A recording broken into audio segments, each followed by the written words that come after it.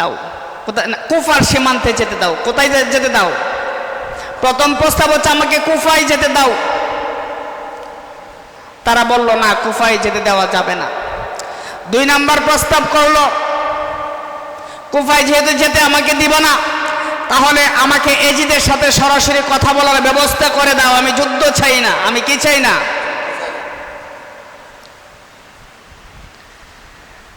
তারা বলল এজিদের হুকুম একটাই। অনেকে বলে ইমাম হুসেন রাদিয়াল্লাহু তাআলা আনহুকে শহীদ করার পেছনে এজিদের হাত ছিল না। যারা বলে তারা ইতিহাসই জানে না।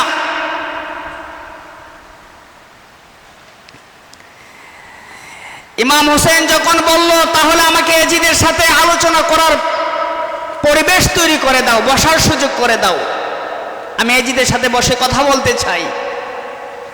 এজিদ বাহিনী বলল এজিদের হুকুম হচ্ছে হয়তো আপনি এজিদের বায়াত গ্রহণ করবেন, নতুবা আপনার সাথে যুদ্ধ করব।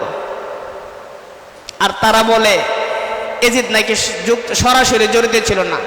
বলে না, নাউজুবিল্লাহ, ইতিহাস জানে না। অর্থাৎ যে কোনোভাবে এজিদরে এরা বালা বানাইতেইব। কথা বলেন ঠিক কিনা? যে কোনোভাবে এজিদরে কি করতেইব? এজিদকে বালা বানানোর সুযোগ কিয়ামত পর্যন্ত এজিদকে লানত দিয়ে যাবে। কথা বলেন ঠিক কিনা?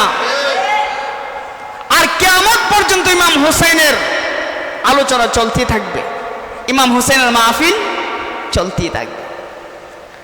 প্রথম প্রস্তাব বলল আমাকে কুফার সীমান্তে যেতে দাও। 2 নম্বর প্রস্তাব বলল আমাকে এজিদের সাথে সরাসরি কথা বলার সুযোগ করে দাও। 3 নাম্বার হচ্ছে যদি এটাও তোমরা না করতে পারো, আমি যেখান থেকে আইছি, আমি মক্কা থেকে আইছি, আমাকে মক্কায় ফিরে যেতে দাও।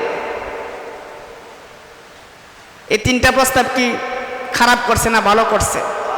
খারাপ করছে না ভালো করছে? তারা বলল না, একটাই শর্ত, আপনাকে এখান থেকে কোথাও যাইতে দিব না। হয়তো আপনি এজিদকে বাদশা মাইনা নিবেন, এজিদের হাতে বায়াত নিতে হবে আপনাকে, আর নতুবা আপনাকে আমরা হত্যা করব, শহীদ করব। বলে না, নাউজুবিল্লাহ। তো এজিদ ওই দিন ইমাম হুসেন রাদিয়াল্লাহু তাআলা আনহুরে শহীদ কইরা এজিদকে ক্ষমতায় চিরদিন থাকতারছে 3 বছর। কয় বছর টিকছে? 3 বছর পরে এজিদ শেষ, মারা গেছে। এজিদের মরণ কি ভালোভাবে হইছে?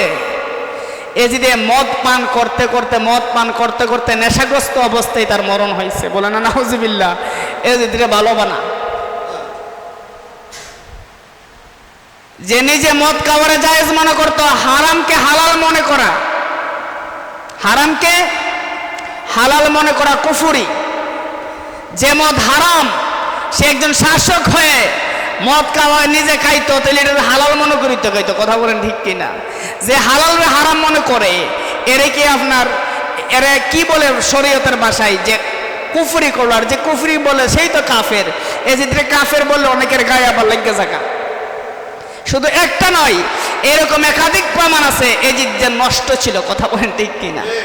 এজিদ যে দুশ্চরিত্র ছিল, এজিদ যে লম্পট ছিল, এজিদ কোনোভাবেই শাসক হওয়ার বা হওয়ার যোগ্যতা তার ছিল না। সেও জানতো যে একমাত্র যোগ্য ব্যক্তি যদি খেলাফতের থাকে সেটা হচ্ছে ইমাম হুসাইন রাদিয়াল্লাহু তাআলা আনহু। সে জানতো এটা। এই জন্যই তার কথা হচ্ছে যে কোনোভাবে হোক ইমাম হুসাইনকে হত্যা করতে হবে। বলেন আউযুবিল্লাহ। প্যারা হাজিরিন, যে কথা বলছিলাম, ইমাম হুসাইন রাদিয়াল্লাহু তাআলা আনহু ওই দিন ওনার জীবন দিয়ে প্রমাণ করে গেছেন যে বাতিলের কাছে মাথা নত করা যাবে না। আমরা হুসাইনি সৈনিক, আমরা জীবন দিব। কথা বলেন ঠিক কিনা? ইমান দিব না, ঠিক কিনা বলেন? জীবন দিব, ইমান দিব না। কারণ ইমান খুব মূল্যবান জিনিস। ইমান কি জিনিস? যার ইমান নাই তার কোনো কিছুই নাই। যার ইমান নাই তার নামাজ, রোজা, হজ, যাকাত, দান, সদকা, কয়রাত এগুলো করে লাভ আছে? ইমাম হুসাইনের দলে 3000, এজিদের দলে 3000 মুফতি মুহাদ্দিস কোরআনে হাফেজ ছিল। কয় হাজার?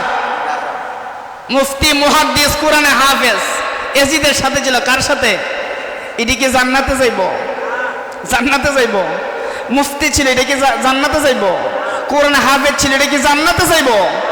মুহাদ্দিস ছিল, শাইখুল হাদিস ছিল, এটা কি জান্নাতে যাইবো?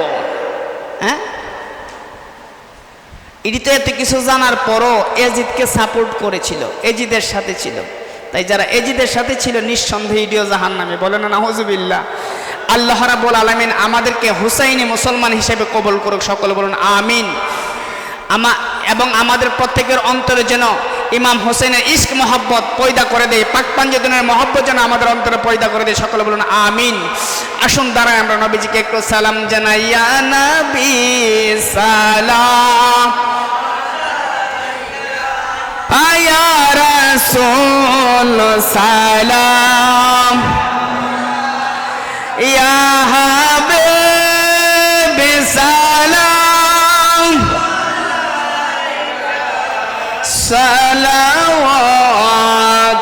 সালাওয়াতুল্লাহ। নবীজি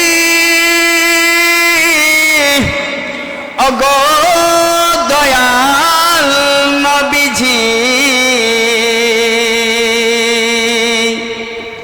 মোদের মায়ার নবীজি, মরণে পাশে তাকিয়ে কবরে কাছে আসিয়ান হাসরে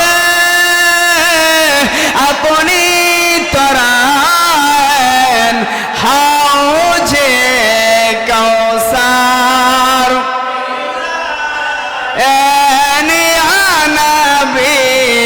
সালাম ইয়া রাসূল সালাম, ইয়া হাবিব সালাম, সালাওয়াতুল্লাহ।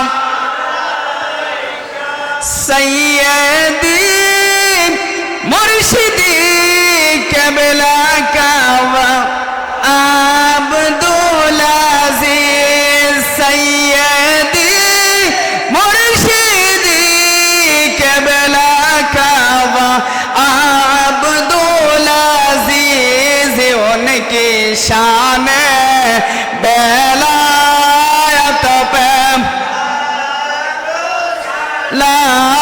मुस्तफा जाने लाखों सलाम शमा बज में ला सैयदी मुर्शिदी केबला कावा अहमद अली, सैयदी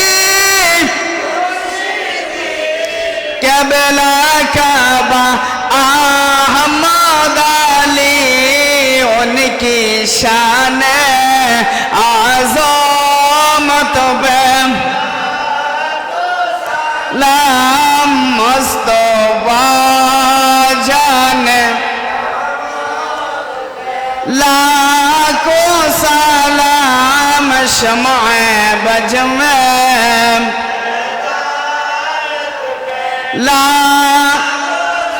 हाय खुदा के लडले प्यारे रसूल, ये सलामी आज़िज़ाना हो कबूल, ये सलामी आशिकाना हो कबूल। परुन मदीने के चाँद हजारों सलाम, मदीने के चाँद लाखों सलाम, मदीने के चाँद करोड़ों सलाम, मदीने के चाँद बेहदो सलाम। बलगल उला बिकमालिही कशफत दुजा बिजमालिही, হাসনাতে জামিউ খিসালিহি সাল্লু আলাইহি ওয়া আলিহি সাল্লিমু ইয়া কওম বাল সাল্লু আলা সাদরিল আমিন মুস্তাফা মা জাআল্লা রাহমাতাল লিল আলামিন। সকলে বলি আলহামদুলিল্লাহ।